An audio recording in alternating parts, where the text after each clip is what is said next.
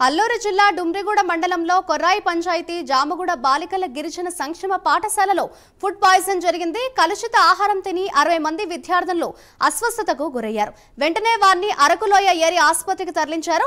అర్ధరాత్రి సమయంలో విద్యార్థులను ఆసుపత్రికి తరలించి చికిత్స అందిస్తున్నారు. బాలికల ఆరోగ్యంపై సీఎం చంద్రబాబు ఆరా తీశారు. మెరుగైన వైద్యం అందించాలని ఆదేశించారు.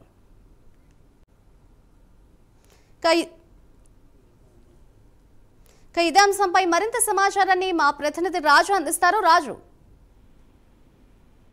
ఏదైతే అల్లూరు సీతారామరాజు జిల్లా డుబ్రిగూడకు సంబంధించినంత వరకు నిన్న అర్ధరాత్రి ఫుడ్ పాయిజన్ జరగడం జరిగింది. దీంట్లో మొత్తం 60 మంది కూడా విద్యార్థులు ఫుడ్ తిన్న తర్వాత వీళ్ళందరూ కూడా అస్వస్థతకు గురయ్యారు. వీళ్ళందరినీ ఏరియా ఆసుపత్రి అరకు, అదేవిధంగా చుట్టుపక్కల ఆసుపత్రికి తరలించడం జరిగింది. ప్రధానంగా ఫుడ్ పాయిజన్ గల కారణాలు ఏంటి అన్న దాని మీద ఇప్పటికే ఫుడ్ సేఫ్టీ అధికారులు, అదేవిధంగా స్థానికంగా ఉన్న ప్రభుత్వ అధికారులు కూడా ఆరా తీయడం జరుగుతుంది.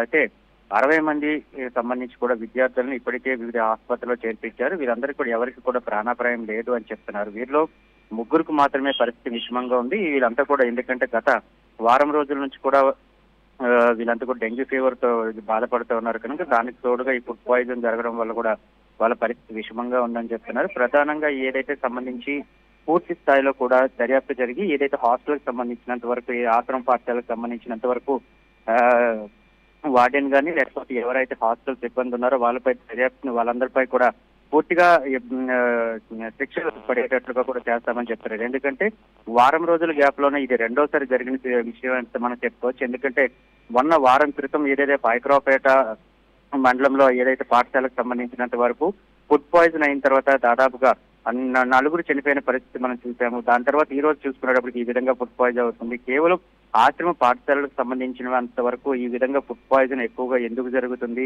ఎందుకంటే అధికారులు నిర్లక్ష్యం వహిస్తున్నారు అనే దాని మీద కూడా పూర్తి స్థాయిలో దీని మీద అయితే ఒక ఎంక్వైరీ జరుగుతుంది. ఇప్పటికే హోంమంత్రి అనిత కూడా దీనిపై అయితే పూర్తి స్థాయిలో అధికారులకు ఆదేశాలు ఇవ్వడం జరిగింది. ఎవరైతే ఇటువంటి దానికి పాల్పడుతున్నారో వాళ్ళపై కూడా పూర్తిగా కూడా దర్యాప్తు చేయాలి, వాళ్ళందరినీ కూడా కఠిన శిక్షలు వేయాలంటూ కూడా ఆవిడ ఆదేశాలు జారీ చేసిన పరిస్థితి కనిపిస్తుంది. Right, thank you Raju.